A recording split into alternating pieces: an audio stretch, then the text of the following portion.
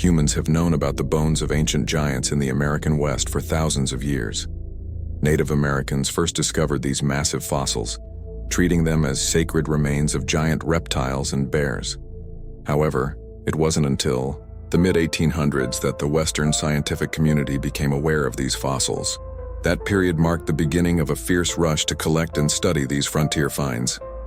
Our story begins in 1859, when several dinosaur bones were spotted and collected by people living on the frontier. This excitement reached a peak in 1877, when Arthur Lakes, an amateur painter and natural historian, unearthed huge dinosaur bones just outside Morrison, Colorado. He sent these remarkable finds to established paleontologists on the East Coast, sparking an immediate frenzy to excavate and study them.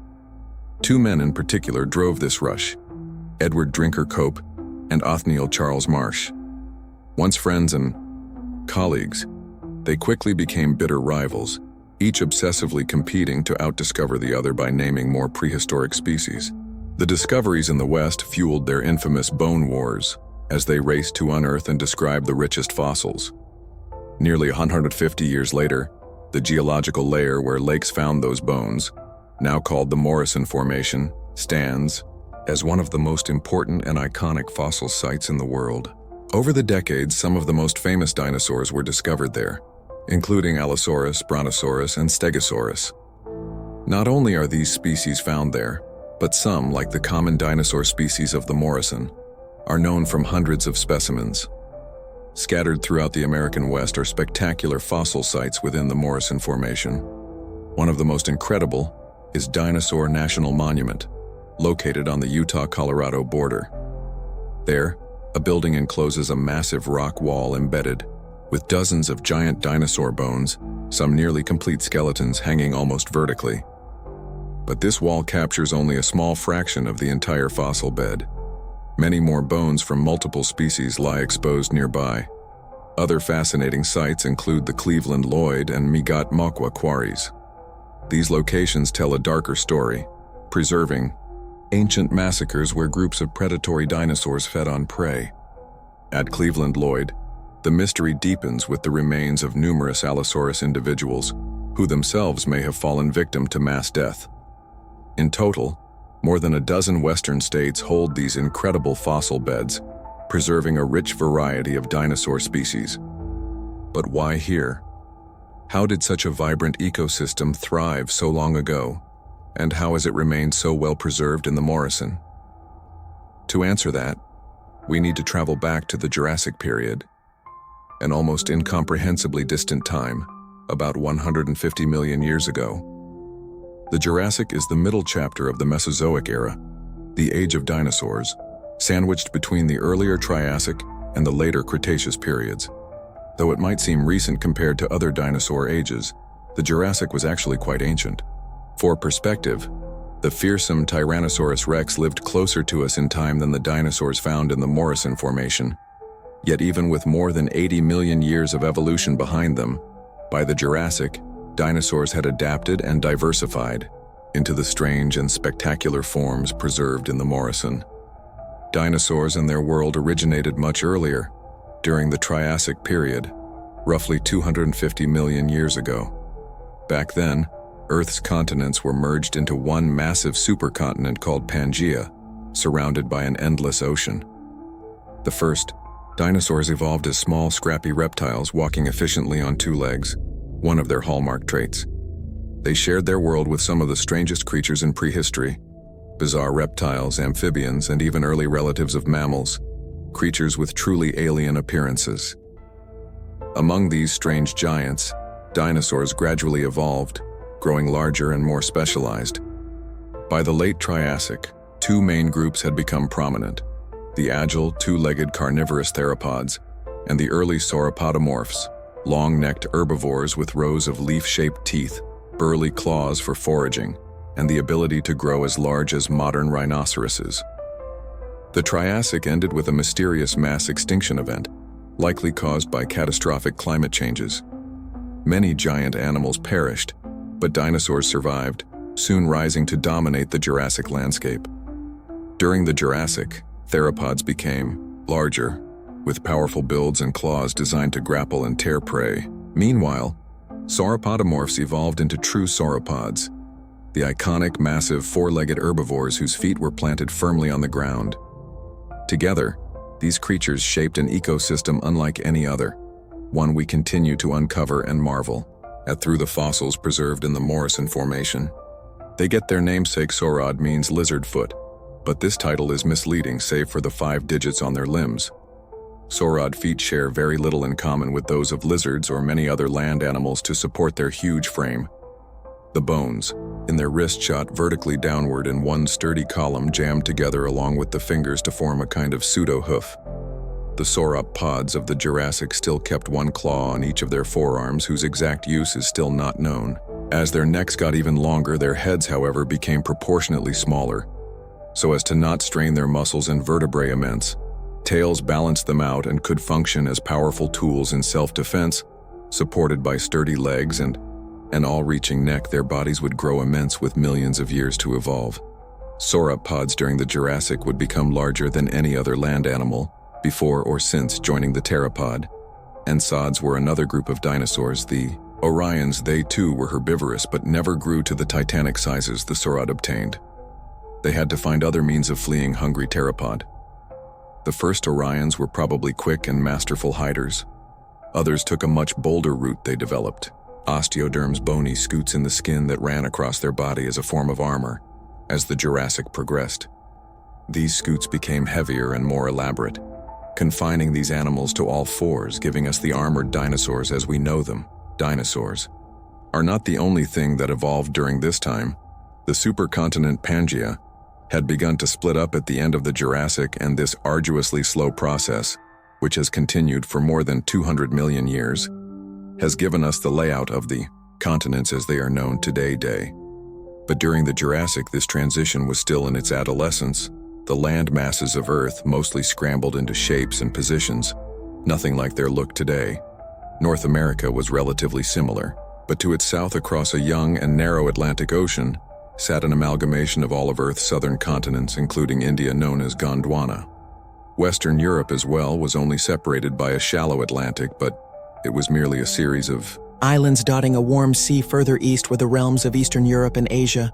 Because of the lack of many geological barriers through the Jurassic, parts of Gondwana and Europe shared similar animal assemblages to that of the Morrison today. These other assemblages are known from far less celebrated but still important fossil beds in the Iberian Peninsula, in Southeast Africa, thousands of miles from the American Rockies.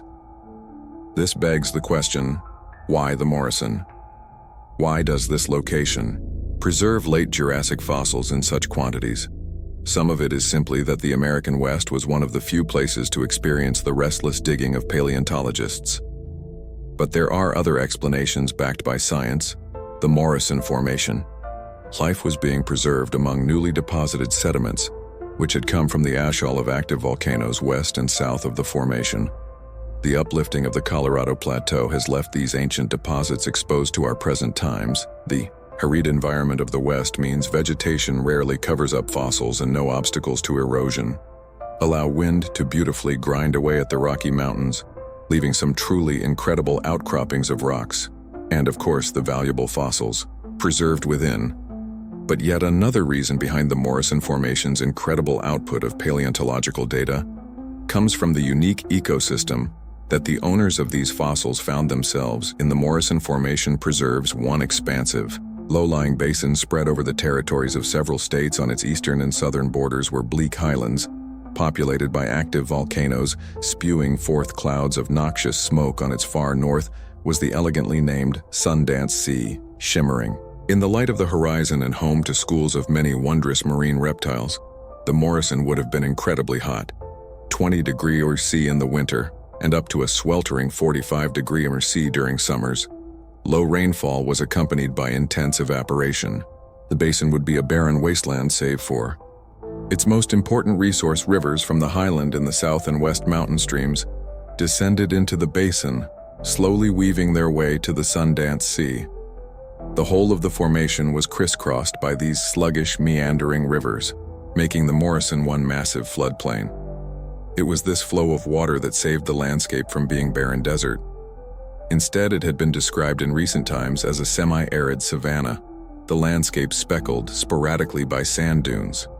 The closest analogy to modern times has been described as the Gran Chaco Plain in the interior of South America.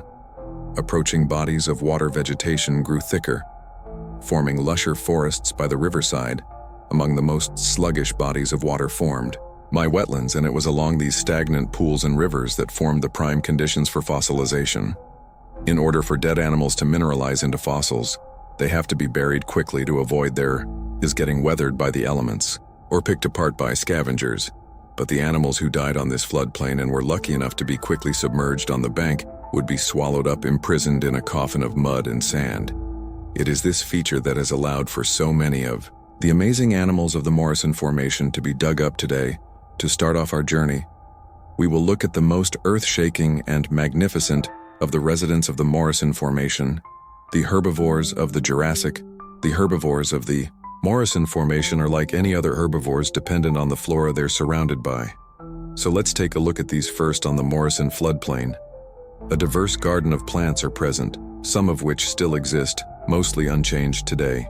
Horsetails, which survive today as living fossils, would have choked slow-moving bodies of water, and marshes in the woodlands. Conifer trees known as aroer, which are today restricted to the southern hemisphere, would be abundant. Yet another prehistoric lineage of tree were genos in our modern world.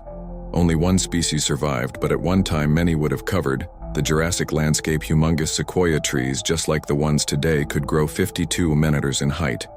Low-lying palm-like plants known as pads would have complemented the understory instead of grasses. Extinct species of fern would have littered the ground, forming prairies of fern colonies. Where the forest opens up, growing amongst them were their strange relatives known as tree ferns, exactly as they sound. They were ferns elevated above the ground by long woody stems. It was amongst this myriad of plant life that some of the largest animals ever to walk would live and die. There were more than a dozen genera of sauropods, many larger than elephants, that inhabited the Morrison Formation throughout its several million-year existence. Sauropods were so successful, not only in the late Jurassic environment, but throughout the whole age of dinosaurs, because they had perfected the art of being massive. Long necks helped gather an unending supply of plant matter snipped and stuffed down the throat by a mouth and teeth, not concerned with time-wasting matters like chewing. The foliage was transported down an esophagus into a truly tremendous gut, where hundreds of kilos of food were gradually digested. Since they were so efficient at gathering nutrients, they were allowed to grow huge, which came with its own set of benefits at the adult size. Most healthy sauropods in the Morrison Formation would have been impervious to predation as well. A humongous body could have assisted in regulating body temperature. Such sizable bodies would have insulated a sauropod's internal temperature from outside conditions. A perpetual mass of digesting plant matter would have acted as a mobile heater, passively generating a healthy temperature for the saurod without it having to expend extra energy, allowing even more nutrients for growth. But for their tremendous frame, sauropods were actually quite lightweight, so as to not be crushed under their own bulk. They accomplished this by having unusually hollow vertebrae, pocketed with vacuous chambers filled with air, not only making the animal lighter but assisting in respiration through their massive necks. Sauropods are truly one-of-a-kind success stories, biological marvels in efficiency and size.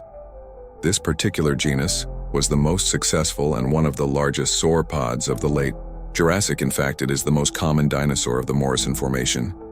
Camarasaurus was a giant. Most individuals grew 15 meters in length, but the individuals of one particularly large Camarasaurus species could grow to be a massive 23 long and 42 metric tons, as heavy as a humpback whale, and one of the heaviest animals of the whole Morrison discovered so far. Everything about this animal was large, even for sauropod. Its body and limbs were thick and robust, with large teeth and a rounded, sturdy skull. One of the most important pieces of evidence we have in answering how the Camarasaurus got so large is through its teeth. Micro-wear patterns on the teeth of mature Camarasaurus are rather different than the patterns seen on adolescent specimens, which share much more in common with herbivores of low-growing vegetation. This suggests that adult Camarasaurus specialized in eating foliage high off the ground. their heads reaching for leaves sometimes 5 meters above the surface, as lofty as the heads of giraffes, specifically due to its powerful skill and the harsh wear that adult Camarasaurus teeth exhibit. They most likely fed on tough conifer needles. Yet another common saurod of the Morrison was the Dioicus, who possessed a significantly different body type than Camarasaurus. Instead of being robust, Dioicus was incredibly long and slender. On average, it was 28 mm in length, longer than 2 full-size school buses placed back to back. But despite this, it was quote-unquote only 12 metric tons, comparable to Camarasaurus individuals who were half as long. A thin neck was presumably held horizontally just meters above the ground, counterbalanced by an incredibly long whip-like tail, which would have made an effective weapon against any bold predators. Moreover, Dioicus were not high feeder. They were low-browsing herbivores, peg-like teeth assisting in shearing ferns, pads, and horsetails. In the open fern prairies, it may seem counterproductive to not use a long neck for a high-browsing lifestyle like Camarasaurus. But Dioicus and other low-browsing sauropods found another efficient means of using them. Sticking to low vegetation, Dupus could use its immense neck to feed on whole pastures of herbs, sweeping a vast surface area without once having to move its huge body and waste energy as well.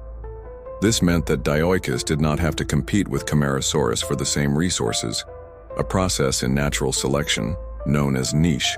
Partitioning, its unique method of feeding, allowed a whole family of these low-browsing sauropods, uncreative, named the diploids, to dominate the prairies of the Morrison. Several species of Dioicus organized into small herds would have treed across the floodplain. The most common of these species were Longus and Carnegie, who attained the sizes discussed before. A more uncommon species was the huge Dioicus hurum, which was first mistaken for a new giant genus of saurod. Much about it was similar to the other Dioicus species, save for lengths exceeding 33 m and a weight of 38 metric tons in dimensions 1. Halum individual would have been equal to a small herd of elephants. More humongous diploids existed across the prairies. The apply named Supersaurus was more than 30 metric tons and 38 meter in length. Its neck alone was 19 m. That's as long as a whole camera. A saurus, this proportionally long neck, even for others of its family, is what separates it from Depicus. Yet another proportionally long-necked diploid was the Brachiosaurus. Compared to the other diploids discussed, Brachiosaurus does not stand out significantly. It was smaller on average than Diplodocus, and its greatest claim to dinosaur fame was having a specimen posed dramatically within the American Museum of History in Manhattan, New York. But one particular individual, Brachiosaurus, described from a singular giant neck vertebrae, might have been the largest land animal ever. Comparing the huge vertebrae to that of more complete Brachiosaurus fossils, this titan would have grown at least 45 meter in length, 5 meter shy of an Olympic pool, and 60 metric tons, since it is only one vertebrae. Such estimations might not be entirely accurate. It may belong to another genus of saurod like Supersaurus. Regardless, this individual saurod would have dwarfed everything around it, and possibly would have been bigger than any other creature that has ever walked the earth. Apart from these, her living animals was another population of diploids, the famous Apatosaurus and Brontosaurus. These two genera have a severely convoluted history. Originally two separate genera, Brontosaur US was declared a redundant individual of Apatosaurus. After it was revealed a Camarasaurus skull had been incorrectly used as the head of its skeleton. Without the skull, there was no major difference between the two. But the charismatic name Brontosaurus, literally meaning thunder lizard, stuck around in popular culture. Its comeback was complete when recently it was decided a species of Apatosaurus was different enough to denote a new genus, which in turn was given the name Brontosaurus.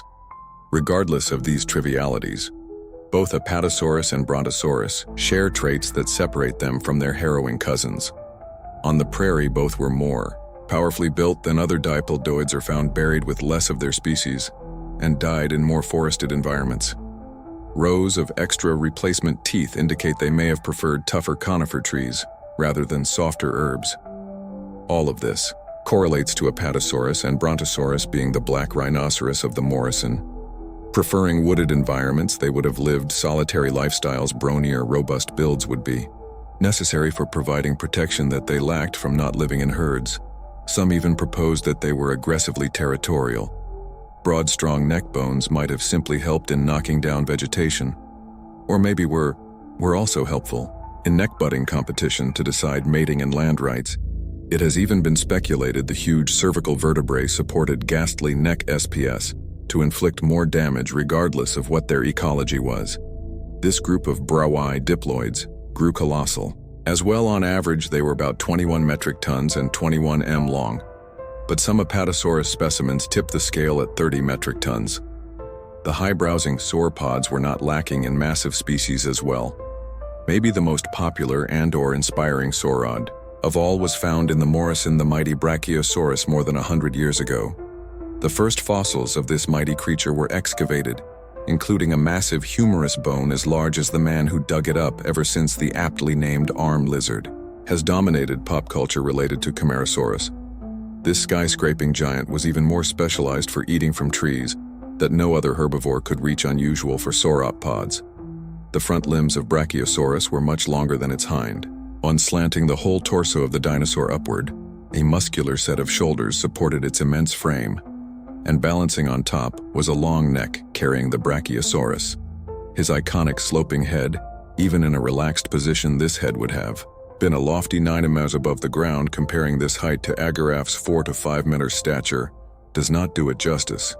Instead, realize that if it were to walk among us today, the Brachiosaurus could comfortably peer into the window of a 3-story building. Such a tall animal would have a nearly exclusive source of food for itself, feeding on conifers, ginkgos, and tree ferns. Off of this, they grew massive. One estimated weight for Brachiosaurus sits at around 40 metric tons. But despite how popular they are in boundless dinosaur media, the Brachiosaurus might not have been a very common animal on our late Jurassic floodplain. Only 9 individual skeletons have been found so far from the Morrison, vastly outnumbered by the fossils of Camarasaurus, Teochus, and Apatosaurus. Other more obscure sauropods roamed the Morrison as well. From northern sediments is the smaller sauropod Swassa. It was still very large for a land animal, but at 15 m long it was undersized when compared to its colossal relatives. As well, Suia has only been discovered in the northern Morrison Formation, along the coasts of the prehistoric Sundance Sea, which is theorized to be a generally wetter environment than further south in the Morrison. Therefore, Suia might have been specially evolved for wetlands living, although the exact characteristics of its ecology will only come with more discoveries of the species. But maybe the most enigmatic sauropod of the Morrison Formation was another of its larger residents. Nearly a century and a half ago, a singular, stupendously large neural spine was discovered in Morrison rock and described by Ed D. Cope. If complete, the vertebrae it once was attached to would have been significantly taller than a man. The vertebrae were assigned to the large diploid ampullus, but were twice as large as the vertebrae of any other ampullus species. If scaled proportionately, this ampullus could have exceeded 50 meters in length and crushing the hypothetical scales at 120 metric tons, making it the largest land animal ever discovered by a considerable margin. But before this humongous spine could be studied any further, it literally vanished from our record, possibly destroyed while into the Museum of Natural History in New York. But this is not the end of its story. Recently, it was proposed that this fossil did not even belong to ampullus. It was instead in a group of sods known as rates, who have proportionally longer spines than other sauropods. The newly dubbed Marab punasa saurus was a shrunken, if still remarkable, 30-meter long, and although greatly reduced, still would have put it in the running for the largest animal of the Jurassic, even though they were by far its largest inhabitants. The sauropods of the Morrison Formations were not the sole herbivorous dinosaurs of the floodplain. There were certain places their voluminous bodies prevented them from going, such as the denser forests around flowing rivers. Here and in other places around the basin, smaller bodies persisted who could coexist as herbivores under the massive shadows of sauropods. These small herbivores were of the Orion branch of dinosaurs, who by the late Jurassic were a diverse spectrum of body types and sizes as well, but some stuck to their roots. Some of the smallest dinosaur inhabitants of the Morrison were of them, or primitive clades of Orions. Take for example Freydon, smaller than most rabbits. This minuscule dinosaur comes equipped with a strange set of canines near the front of its mouth, which might have been for foraging or interspecies combat. Their simplistic teeth reveal them as omnivorous generalists searching for plants and insects to feed on while dodging the giant feet of their larger dinosaur brethren. Slightly larger was the accurately named Nanosaurus at about 5 kilos. This agile little dinosaur had had diamond-shaped teeth, perfect for plant matter. A widespread and abundant fossil Nanosaurus would have been one of the most common herbivores. Of the floodplain, moving one size up was Dryosaurus and Wanesian, superficially similar to Nanosaurus, save for being the size of a deer, which it presumably shared a similar lifestyle style to. The final of these agile bipedal Orions was Camptosaurus. A relative of the famous iguanodon Camptosaurus, was significantly larger than the smaller herbivores discussed so far, weighing several hundred kg. Yet still it would have been an agile or an excellent hider to avoid predation, sticking close to dense riverside forests and sand bee bars for protection. But as discussed before, some Orions did not evolve to run away. Instead, they were built to stand their ground. And by the late Jurassic, they had become truly impressive. Maybe the most iconic dinosaur of the whole Morrison formation was the Stegosaurus. There may have been larger and more fierce animals on the Morrison, but nothing beats the Stegosaurus in terms of just how bizarre it is for many. It's the pinnacle of dinosaurs. The plates running along its spine, combed back slightly and increasing in size as they progress to the tail, have no close analog in the modern day. This has allowed for some truly strange, even downright insane theories to stew about what their purpose was since its discovery more than a century ago. Nowadays, it's thought that these plates may have had a handful of uses displayed on the animal's flanks like an organic billboard. The plates could have helped Stegosaurus recognize others of its particular species, attract mates, and similar to cats puffing themselves up when scared, assisted in making this elephant-sized beast appear. Larger size is not the only similarity it might have shared with the padim on the scorching summer days on the flood plains. The plates could act like the ears of an African elephant. Hot blood flowing through the skin on the plates could have flushed heat out of the animal, cooling it down. But one adornment on the Stegosaurus was almost certainly for self-defense. Massive tail spikes nicknamed theomizers would have served as the last line of defense against the carnivores of the Jurassic, and would have dealt a grievous blow with just one swing of the tail. On the neck of Stegosaurus was another line of protection, small pebble-likey scales acting as a layer of flexible armor for the throat.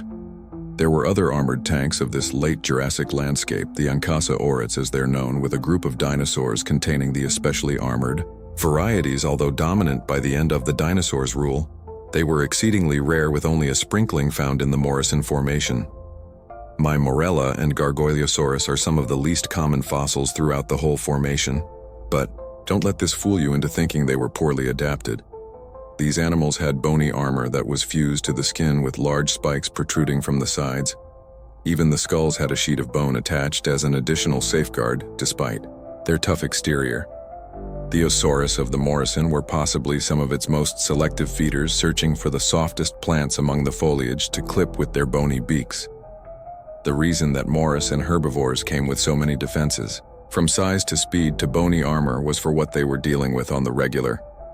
The predators, these include some of the fiercest, most savage hunters of the whole Jurassic, brutal killers. For a brutal world, dinosaurs were not the only residents of the Morrison. Many other animals acted as prey and predators in this ecosystem.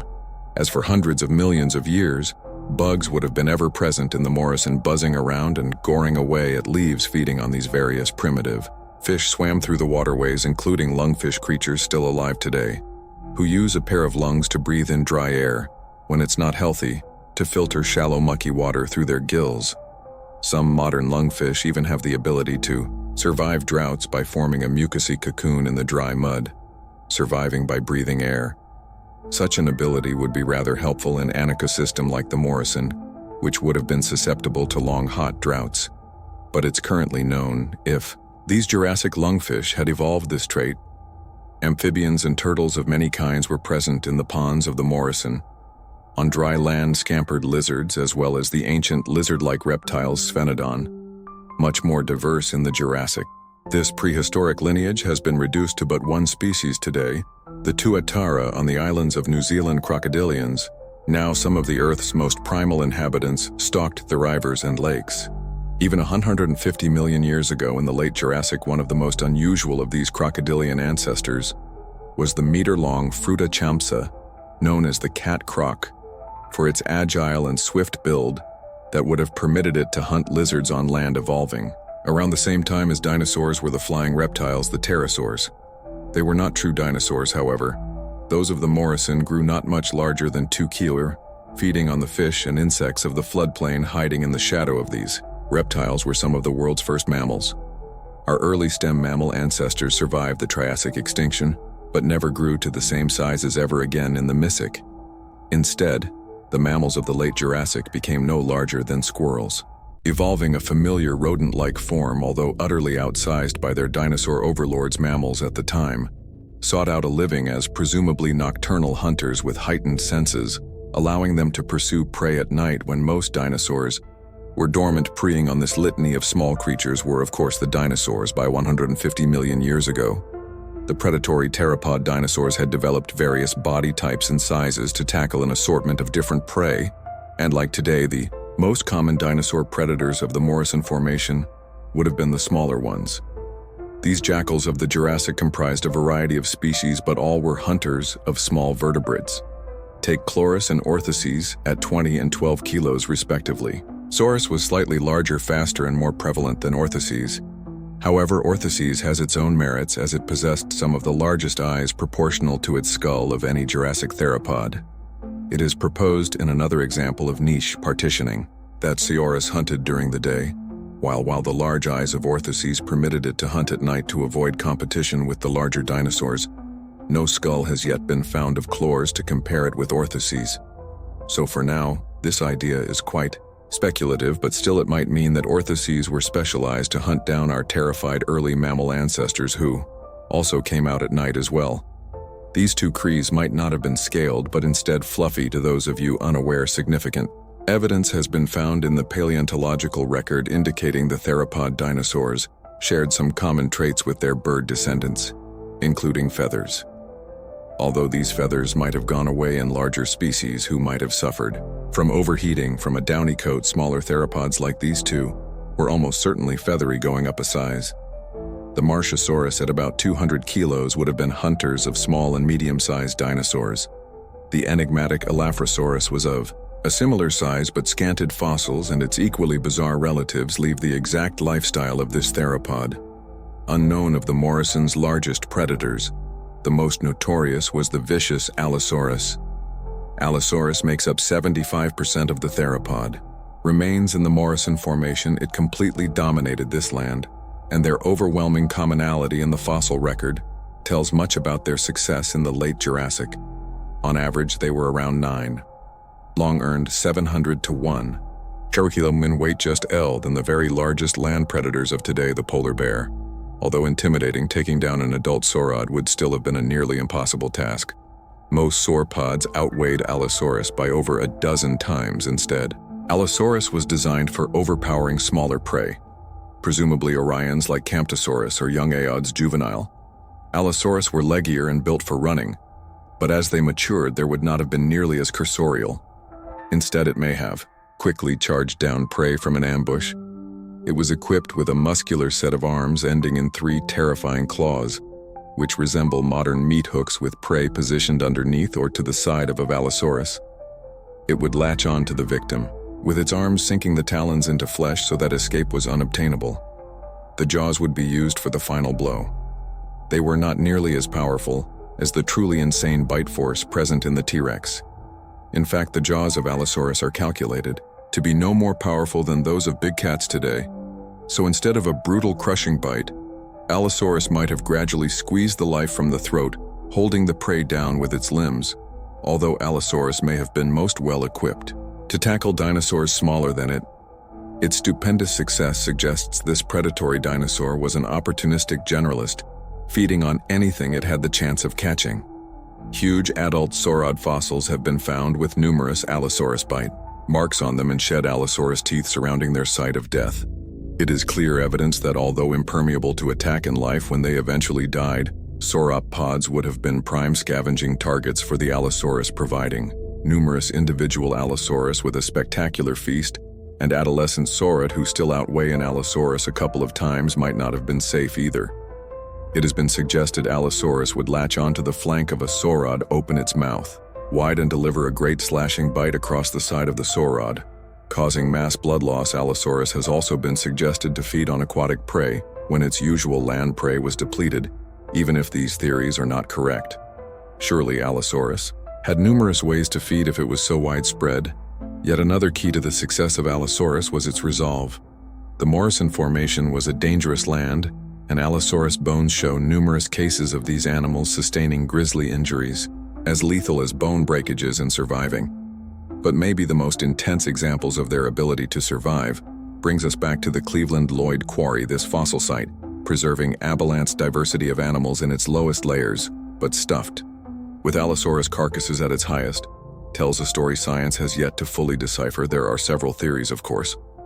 But a reasonable one is that the quarry represents a watering hole as it progresses during the drought. As the water dried up, herbivores grew weaker and fatigued, either dying on the spot or falling victim to predation.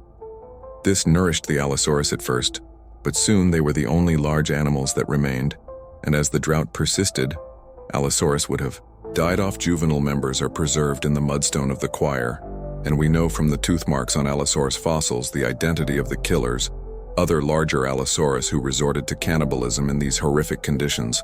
Although indicative of a massacre, the Cleveland Lloyd Quarry shows the lengths the animals went to survive, and the Morrison Allosaurus could also grow massive, some just under 12 m long, nearing the length of Tyrannosaurus. Some of these extremely large Allosaur specimens have been given their separate genus proposed to be their own brand of massive super-predator. That's Stostad. The Morrison of these, the most remarkable, is Saurphagana, an appropriate name that translates from Greek as Lord of the Lizard Eaters.